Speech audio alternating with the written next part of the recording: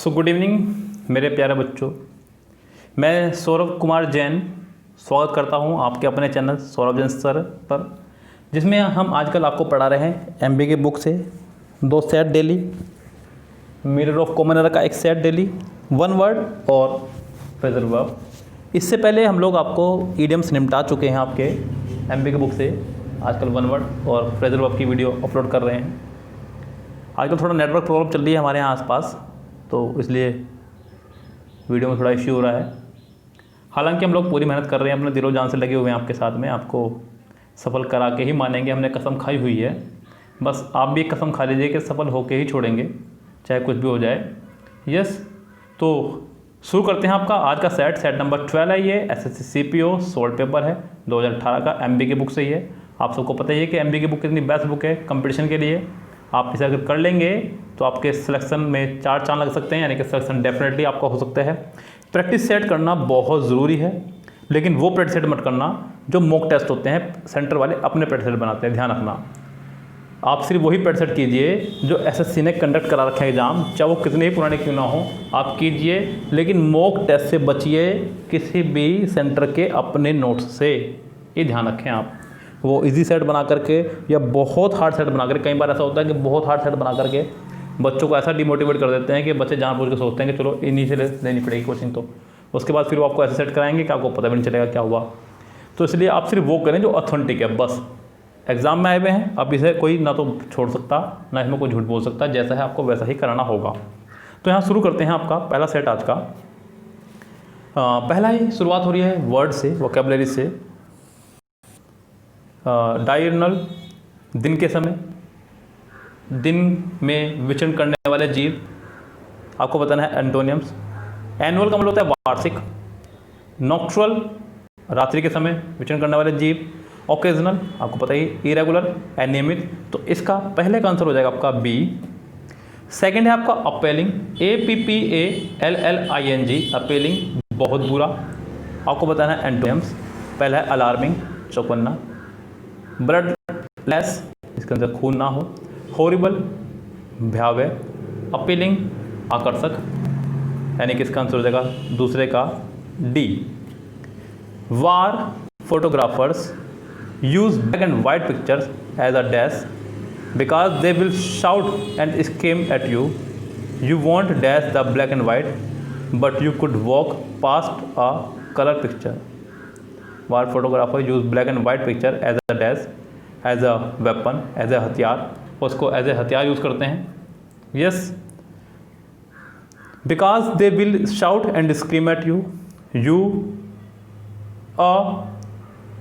यहाँ अच्छा ये हो चुका है, sorry. You want dash the black and white but you could walk past colour picture. You want miss the black and white but you could walk past a colour picture, यानी कि इसका answer हो जाएगा आपका पहला ही, third का, weapon और miss. Next देखिए फोर्थ सेंटेंस। फोर्थ सेंटेंस में फिर से एक वोकेबलरी जो आपका इन्फ्यूज़। इन्फ्यूज़, इन मतलब अंदर, फ्यूज मतलब भरना, किसी के मन में कोई भाव भरना। आपको बताना है सिनोनिम्स।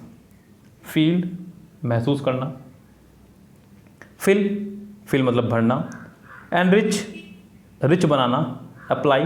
अप्लाई करना। तो इसका आंसर हो जाएगा फोर्थ का, फिलहाल की स्थिति में, B answer. Flash in the pan, pan बोलते हैं कढ़ाई को। किसको बोल देते हैं पैन? कढ़ाई को, घर में जिसमें खाना बनाया जाता है। और फ्लैश माल होता है चमक। ईडियम्स की वीडियो के दौरान आपको मैंने ये पढ़ा है, आप वहाँ भी पढ़ सकते हैं, हालांकि मैं भी पढ़ा रहा हूँ। देखिए आप जब कभी ढाबे वगैरह पर आप खाना खाने जाएंगे तो आप देखेंगे कि उनके जो छोंक लगाते हैं, उनकी छोंक में जो है आग लग जाती है। आग जानबूझ के लगाते हैं हालांकि वो, जिससे छोंक में अलग ही स्वाद आता है। कई बार इस तरह की छोंक घर में लग जाने से, अगर घर में लग जाए अचानक से छोंक, तो बड़ी खुश होती हैं महिलाएं कि आज तो ये ढाबे वाली दाल बनी है, आज ढाबे वाला स्वाद आ रहा है खाने में। कई बार आप देखना जो मॉडर्न लोग हो चुके हैं आज, कई बार वो जब चूल्हे की रोटी खाते हैं या अंगीठी की रोटी खाते हैं तो उनको ऐसा लगता है बस आज क्या खा लिया हमने, अंगीठी की रोटी पच गई, खुश होते फिरते रहते, जल्दी पच गई। तो इस तरह से यस, तो उसी तरह से फ्लैश इन द पान, अचानक मिली हुई सफलता, थोड़ी देर की सफलता। Gold discovered only once during panning, something that offers hope like a light in a tunnel, as early promise that fails to materialize, sudden discovery और ए सरप्राइज एलिमेंट, यानी कि फिफ्थ का हो जाएगा आपका सी आंसर जो correct बढ़ रहा है। And early promise that fails to materialise.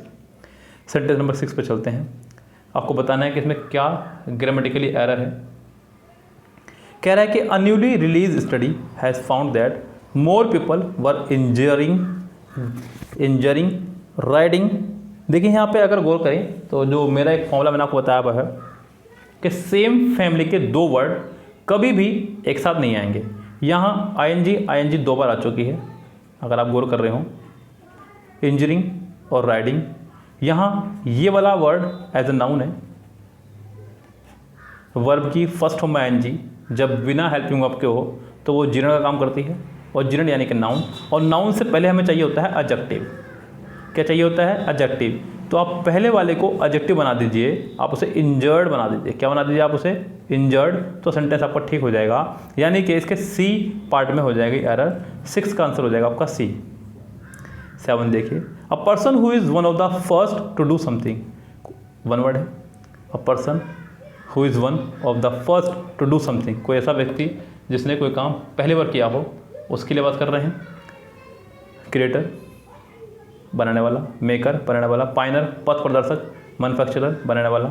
इसका आंसर हो जाएगा आपका पाइनर पथ प्रदर्शक, क्योंकि मैंने कोई काम किया है पहली बार, मुझे देख करके अगर आप फॉलो कर रहे हैं तो आपके लिए मैं पाइनर हो चुका हूँ, पथ प्रदर्शक हो चुका हूँ। Scientist have identified dash reasons that make people dash task rather than tackling them immediately. Scientist have identified dash reasons. यहाँ ऑप्शन है हमारे पास, पहला माइंड और प्रीपेन, अगले में है हैड और डिफर, नेक्स्ट में है फेस और पोस्टपोन, डी में है ब्रेन और डेफर। तो अगर हम लोग ऑप्शन के हिसाब से चलें तो scientist have identified mind reasons that make people prepone task. यहाँ पहले में मुझे माइंड प्रॉपर नहीं लग रहा है, ज़्यादा अच्छा होगा कि आप यहाँ पे माइंड की जगह आप ब्रेन का इस्तेमाल करें। और अगर ब्रेन का इस्तेमाल कर रहे हैं तो यहाँ पे फ़िलहाल इसका आंसर डी हो जाना चाहिए। यस, क्योंकि ज़्यादा बेटर डी लग रहा है यहाँ मुझे, तो इसका आंसर आप 8 का लगाइए, D. A historian envisions a future in which humans can not be able to survive at all. अगर आपको मेरी कल की वीडियो याद हो, सो मैंने कल आपको बताया था कि कैन और कुड ये अपना आप ही एबिलिटी को शो करते हैं, इनके साथ आप दोबारा एबल या एनेबल वर्ड का इस्तेमाल नहीं करेंगे।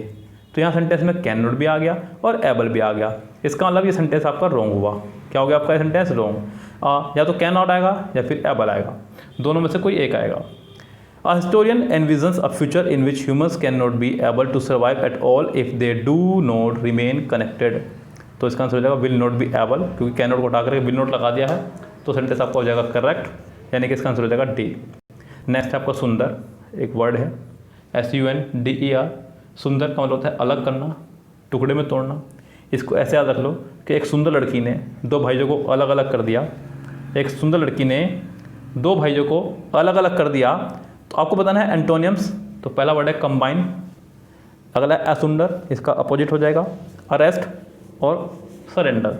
इसका आंसर हो जाएगा आपका पहला ही, कंबाइन, जोड़ना। नेक्स्ट पे चलते हैं। आपको बताना है कि इस सेंटेंस के किस पार्ट में ग्रामेटिकल एरर है। During hair transplantation, during hair transplantation, hair policies, hair follicles is, follicles कह रहा है, पहले ही वो लगा रहा है प्लूरल, 11 सेंटेंस में फॉलिकल्स लगा रहा है प्लूरल। आपको प्लूरल ही वर्ब का इस्तेमाल करना चाहिए। यहाँ आपकी वर्ब आएगी are transplanted from one part of the head और another where the hair is thinning. चलते हैं नेक्स्ट पे। नेक्स्ट सेंटेंस आपका sentence number 12। Select the wrongly spelled word. कौन सा गलत है बताना आपको। पहला वर्ड है कॉशली, ठीक है। कॉन्सिक्वेंटली, कॉन्सिक्वेंटली बड़ा वर्ड है, इसलिए स्पेलिंग लिख के देख लेंगे तो ही क्लियर हो पाएगा। ये मेरा तरीका है, मैं लिख करके मैच करता हूँ अपनी स्पेलिंग को उससे। QUENT CONSEQUENTLYCONSEQUEN, यहाँ यू के बाद ए दे दिया है जो कि गलत है, यानी कि इसका आंसर हो जाएगा बी ही। अगला है परसुएड। परसुएड किसी को किसी बात के लिए राजी करना या उसे राजी करने के लिए कोशिश करना, परसुएड। आपको बताना है इसका सिनोनिम्स। सिनोनिम्स यानी कि 13 के ऑप्शन हमारे पास में मिसलीड, अगला ऑप्शन है हमारे पास में आर्ग्यू, डिस्यूड और कन्विंस। कन्विंस इसका हो जाएगा आंसर, किसी को मनाना, राजी करना, कन्विंस। नेक्स्ट देखते हैं। नेक्स्ट है आपका फिर से वोकेबलरी। आपको बताना है कि इसमें से कौन सा वर्ड रॉन्ग है। यस, तो हमारे पास जो स्पेल उनको चेक करते हैं पहले। इवोकेशन, एक्सकेवेशन, एलोकेशन और इवोक्यूशन। यहाँ जो मुझे गलत नज़र आ रहा है वो है आपका इवोक्यूशन, EVACUATION। मुश्किल स्थिति से लोगों को सुरक्षित निकालना, इवोक्यूशन, यानी कि इसका आंसर हो जाएगा डी। नेक्स्ट है आपका पैसेज एक, पढ़ते हैं इसको। We are all born milk drinkers, babies guts produce the enzyme lactase which breaks down lactose, the sugar in cow's milk, into the simpler sugar, glucose and galactose. But for the majority of humans, production of the enzyme lactase plummets after being winning. From a human perspective, no to go further than that. From a mammalian perspective, the norm is to be able to tolerate your mother's breast milk, and then as you get past infancy to stop producing lactase and become lactose intolerant, said Adam Fox, a consultant pediatric allergist to Guy's and St Thomas hospitals and one of the UK's leading food allergy expert. Then you have got a small group of humans that have a mutation which means they maintain production of lactase into adulthood. Northern Europeans, the Mazai in East Africa, some Arab groups as well, but that's the exception, not the rule. The sexism between milk drinkers and the rest, actually a series of independent genetic mutations, appears to have occurred about 10,000 years ago. Around the same humans were domesticating farm animals. It is the reason that in countries such as the UK, Sweden, Ireland, more than 90% of adults can drink milk without suffering any ill effects. But worldwide, more than 2/3 of all adults are considered lactose intolerant. For lactose intolerant people, a glass of milk can induce bloating, stomach pain, and diarrhea. Lactose intolerance should not be tough, often is confused with the cow's milk allergy, in an immune response to the proteins in cow's milk that affects around 1% of UK adults. Even in Northern Europe, milk as we know it is a recent phenomenon. Fresh milk left unrefrigerated spoils quickly and can harbor a variety of deadly pathogens, including E. coli and tuberculosis. For most of history, milk was either consumed within moments of milking or processed as cheese or yogurt. Few drank milk in its liquid form.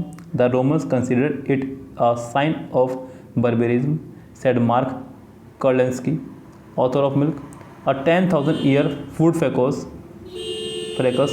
The only people who drank milk were people on farms because they were the only one who could get it fresh enough. Even then, cow's milk was considered inferior to alternatives such as goat or donkeys. In the 19th century, swill milk, so called because cows were fed the filthy runoff from inner city breweries, turning their milk blues, was linked with thousands of infant deaths. Only in the early 20th century, with the introduction of mandatory pasteurization, in which milk is heated to kill off any bacteria before bloating, did milk become safe enough for most people to drink regularly. ये passage हमने पढ़ा, अब पढ़ेंगे इसका question answer. क्या कह रहा है क्वेश्चन आंसर में?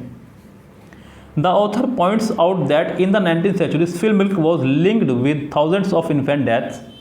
ध्यान से देखिएगा, 1915 क्वेश्चन है आपका।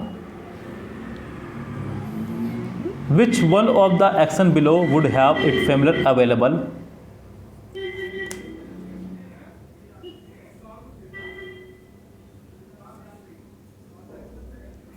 practicable for the people of that time, saved these children. Treating lactose intolerance with medicines, shutting down inner city breweries, feeding the cows uncontaminated healthy food, freezing the milk to remove the pollutions.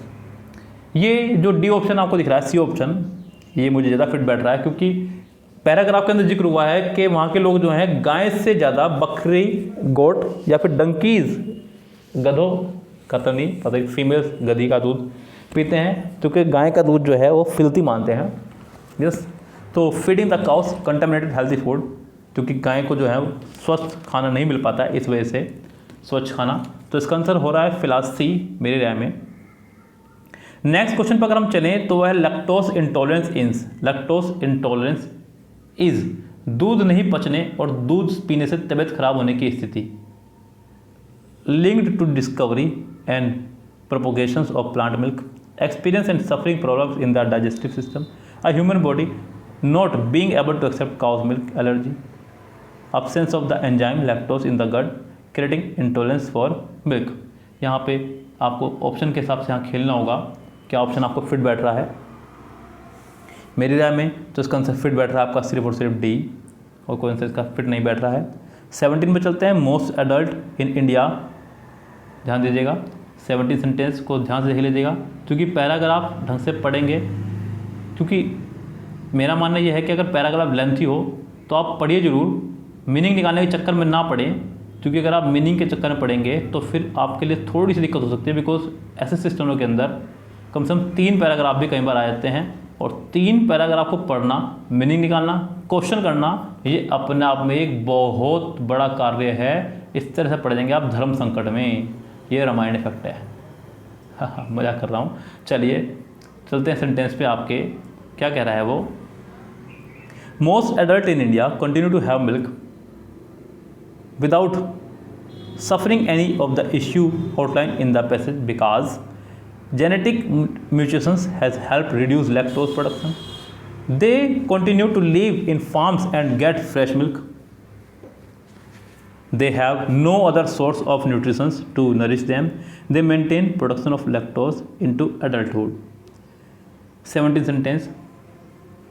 Paragraph देखिए, यहाँ paragraph में इसका जिक्र हुआ है।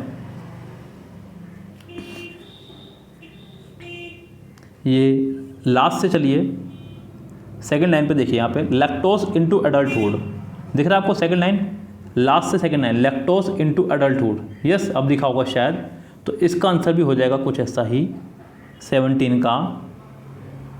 दे maintain production of lactose into adulthood. More than 90%, 18 sentence देखिएगा, more than 90% of adult in countries such as the UK, Sweden and Ireland can drink milk without suffering any ill effects because, ढंग से देखिएगा, सुनिएगा ध्यान से, these countries were farmland before they became sophisticated cities. They have a lot of dairy products such as cheese and yogurt. They have a history of domesticating farm animals. They always had pasteurized milk and avoid fresh milk। ये देखिए, मैं question पढ़ रहा हूँ और जवाब आपको पहले से ही निकालने सिखा रहा हूँ। मैंने कोई मीनिंग नहीं बताया, क्वेश्चन का कोई मीनिंग नहीं बताया, बिकॉज इसलिए नहीं बता रहा हूँ। कई बच्चे मुझे कमेंट करते हैं, सर आप पैसेज को मीनिंग के साथ पढ़ाइएगा। बिल्कुल पढ़ा सकता हूँ, कोई बड़ी बात नहीं है, मुझे पढ़ाने में कोई आपत्ति भी नहीं है।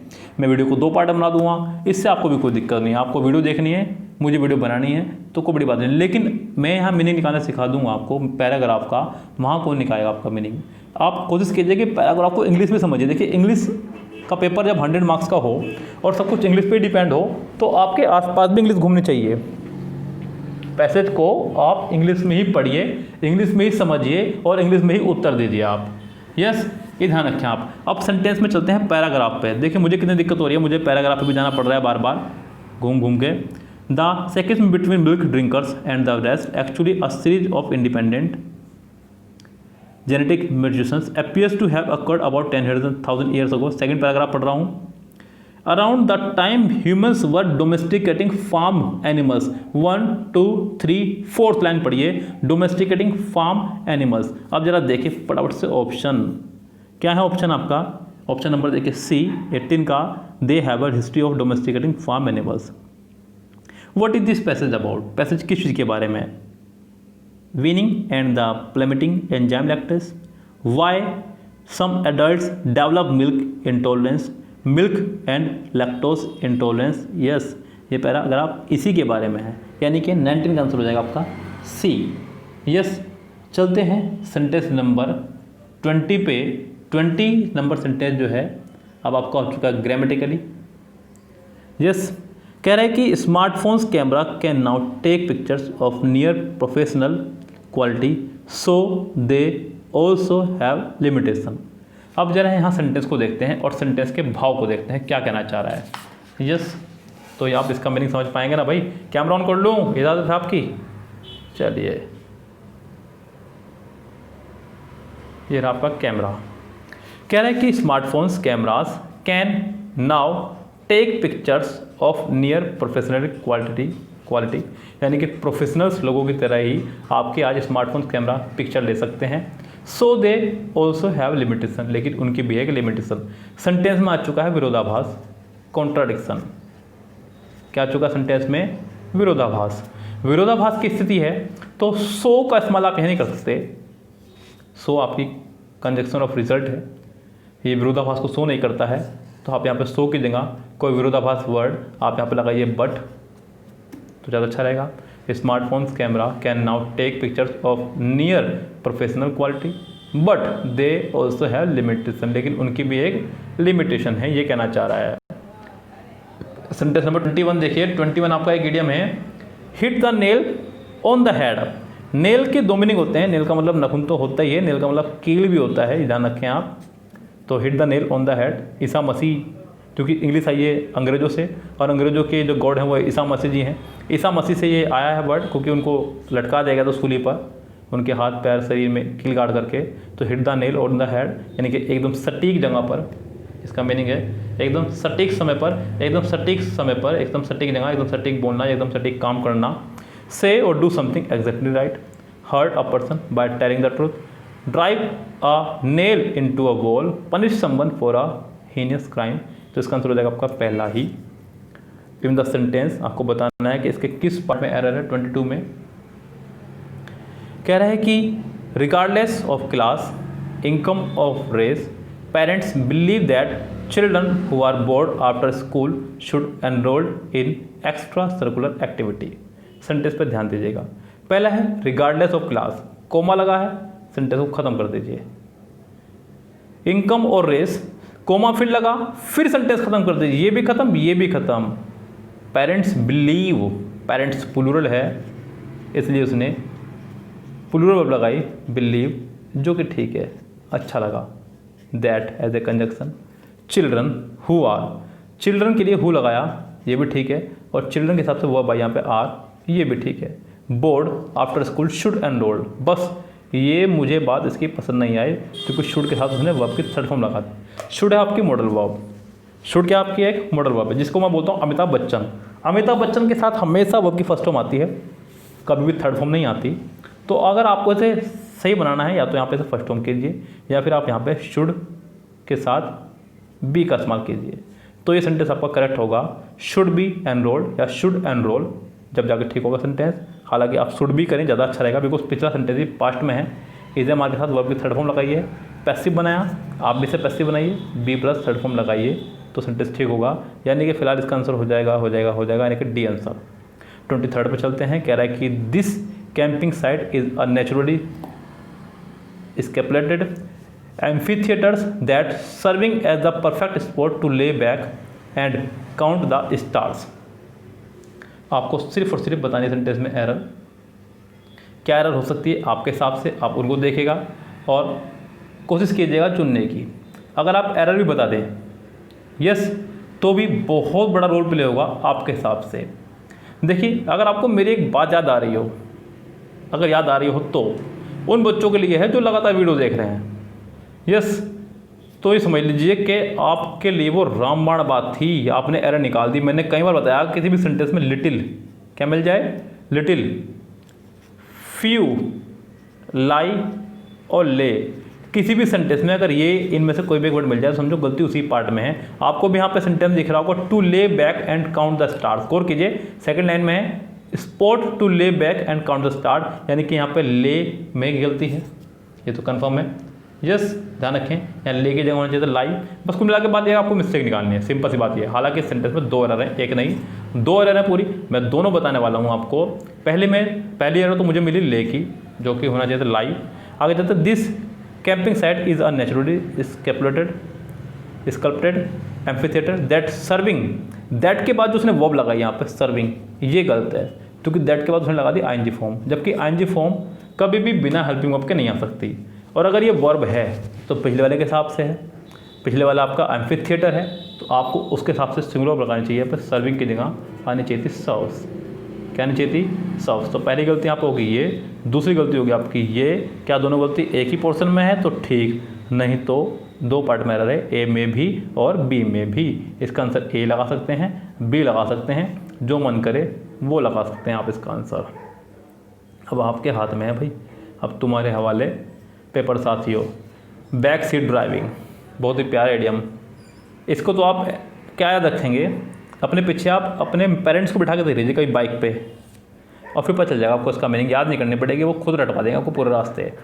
बैक सीट ड्राइविंग, आप बैक सीट पर अपने पिताजी को बिठाइए अपनी पिछली सीट पे, और फिर वो आपको कैसे एडवाइस देंगे कि आगे स्पीड ब्रेकर आ रहा है, स्पीड कम करो, सामने से ट्रक आ रहा है, हॉर्न दो, स्पीड कम करो, यस साइड में हो जा, रोक ले, बहुत सारी बातें। यानी कि आपको फ्री की एडवाइस मिलनी शुरू हो जाएंगी। क्या मिलनी शुरू हो जाएंगे आपको, फ्री की एडवाइस, और वो भी बिना मांगे। यस, यानी कि क्यों ऐसा कर रहे हैं, वो पहली बात तो ये है कि हालांकि आपके पेरेंट्स हैं, उनको आपकी जान की परवाह ज़्यादा है, लेकिन क्या आपको अपनी जान की परवाह नहीं है? सबको अपनी जान की परवाह है, लेकिन वो पीछे बैठ कर आपको एडवाइस दे रहे हैं, यानी कि मुफ्त में मिलने वाली सलाह, पीछे रह कर के भी परिस्थिति को नियंत्रित करने की कोशिश करना, interfering in affairs without having knowledge, instructing husband over the phones about what to buy, commenting on players from the sidelines, attempting to teach a cab driver how to drive. ये तो खैर इसका आंसर एक सलाह तो ही नहीं होने से रहा। यस, 24 का आंसर हो जाएगा फिलहाल A, interfering in affairs without having knowledge. Next है आपका 25, आपको बताना है कि इसके किस पार्ट में एरर है। यस, चलो चलते हैं भाई, जहाँ इतना आपने सुना है थोड़ा सा और सुन लीजिएगा। कह रहा है कि the automations revolutions has hit recruitment with everything from facial expression to vocal tone, now analysed with algorithms and artificial intelligence. Sentence में आपको अंडरलाइन पार्ट ठीक करना है सिर्फ, यस, और किसी को ठीक नहीं करना है। यहाँ अगर आप गौर करें, now analysed with third form लगाई है, और वर्ब की थर्ड फॉर्म के साथ आप हमेशा प्रपोजिशन लगानी हो तो बाय लगाते हैं, ये ध्यान रखें, मैं पहले भी कई बार बता चुका हूँ। तो यहाँ पे analysed by algorithms and artificial intelligence ज़्यादा अच्छा होता अगर यहाँ पे ये होता तो। हालांकि यहाँ पर है बी सेंटेंस में, तो इसका आंसर बी ही हो जाएगा करेक्ट। 25 सेंटेंस का आंसर हो जाएगा बी। यस, तो ये अभी फ़िलहाल मुझे रोकनी होगी वीडियो यहाँ पे आपकी, क्योंकि थोड़ा सा मुझे कुछ वर्क भी है और वीडियो भी लेंथी होती जा रही है, तो इसको पार्ट को मैं यही रोक रहा हूँ। इसका नेक्स्ट पार्ट अगर मुझे समय लगा तो आज रात ही 10 बजे इंतजार कीजिएगा, आपको दिख जाएगा प्रीमियर लगा हुआ। अभी 8 बजे हुए हैं, आप वीडियो देख रहे हैं, आज रात 10 बजे या तो उसका सेकंड पार्ट आ जाएगा, या फिर कल सुबह 5 बजे 8 बजे अपना वही पार्ट आएगा जो आ रहा है। ध्यान रखिएगा, इस वीडियो का नेक्स्ट पार्ट या तो आज रात 10 बजे, ध्यान रखिएगा, या फिर कल सुबह 5 बजे आएगा। याद रखिएगा 8 बजे आपकी अपनी वीडियो रहेगी जो होनी है, क्योंकि अगर मैं 8 बजे से अपलोड करूँगा तो फिर सिस्टम बिगड़ जाएगा बहुत ज़्यादा। यस, फिलहाल चलते हैं, आपसे लेते हैं विदा। Have a nice day, see tomorrow, शब खैर, गुड नाइट।